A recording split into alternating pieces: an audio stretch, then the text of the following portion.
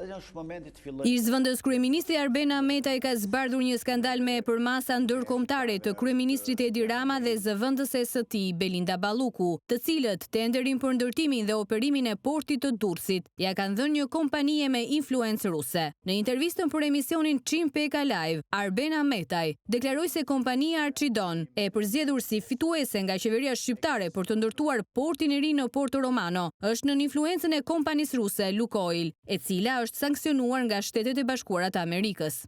Kam bërë një investigim në raport me kush qëndron mbrapa dhe ai që ka fituar të drejtën për të qenë i vetëm është Archidon Construction Company Limited.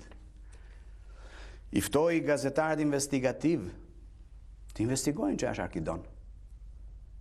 Dhe të pyesin Jonadin e Belindës dhe të Taulantit. Pse? Me çfarë arsyesh idiote ke skualifikuar dy nga kompanitë më të mëdha në botë? Njëra holandeze. Gjithë infrastruktura kritike duhet të hapet në konkurrencë të lirë brenda NATO-s. Edhe i ka përjashtuar edhe francezen, edhe Vincin, edhe holandezen që ishte në grup me Vincin. Dhe ja ka dhënë Archidonit. Tani çfarë rezulton? Praktikisht ty të del drejt për së drejt. Për shembull, influenca drejt për drejt ruse. Është influenca e drejt për drejt ruse në një infrastrukturë kritike. Del një kompani interesante këtu, që është Kaimanco Service Limited. Po të futeni aty është një formë sekretarie që të lidh me Lukoil Securities Limited, e cila është pronë e Lukoil OAO,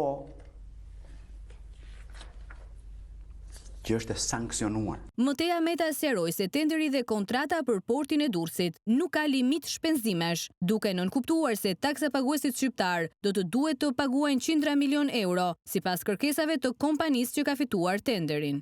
Për sa i përket portit të Durrësit, dosja shumë e madhe, zoti Peka, janë të treja, procedurale, financiare dhe juridike. Për ta shpjeguar për shqiptarët, është afruar një kontrat fidik. Që do të thënë kontrat fidik kur e dëgjojnë qytetarët? Po. Kontrata fidik, zoti Peka, është një lloj kontrate që nuk ka tavan. Pra vërtet fillon me një fond limit, por duke ecur, e duke dal punë, e duke ecur, e duke dal punë, e duke u financuar. Është shumë e rrezikshme dhe tregon, siç e kam këtu të vërtetuar, që projekti ka mangësi të theksuara dhe të verifikuara nga një memo që sot ekziston në portin e Durrësit, e firmosur nga Kreshniku, ku vërrehen të gjithë. E firmosur nga kush? Drejtori i portit. Edhe nga specialistët. Po. Ku vërrehen të gjithë mangësitë në projekt. Një tjetër skandal i kësaj kontrate është edhe kapaciteti i portit të ri të Durrësit në Porto Romano, që do të jetë disa herë më i vogël se porti aktual. Në raport me portin e Vlorës, jemi duke folur për porti sot ekzistues. Ka 4 terminale me gjatësi kalatash 2000 metra linear. Dakord? Porti i ri do të ketë një terminal me gjatësi kalate 560 metra linear. Për të mos thënë pastaj që porti i Durrësit e ka 1.5 milion pasagjerë për punimin, maksimumi i portit të ri do jetë 1 milion pasagjerë. Arben Ahmetaj paralajmëroi qytetarët se pas Francesco Becchetit, Shqipëria rrezikon të përfundojë përsëri në arbitrazhin ndërkombëtar, këtë herë nga kompania e Muhamet Alabar, të cilit qeveria i fali portin aktual për të ndërtuar resortin Durrës Yacht Marina. Jemi duke folur për një rrezik që Shqipëria të ngelet pa port. Po pse?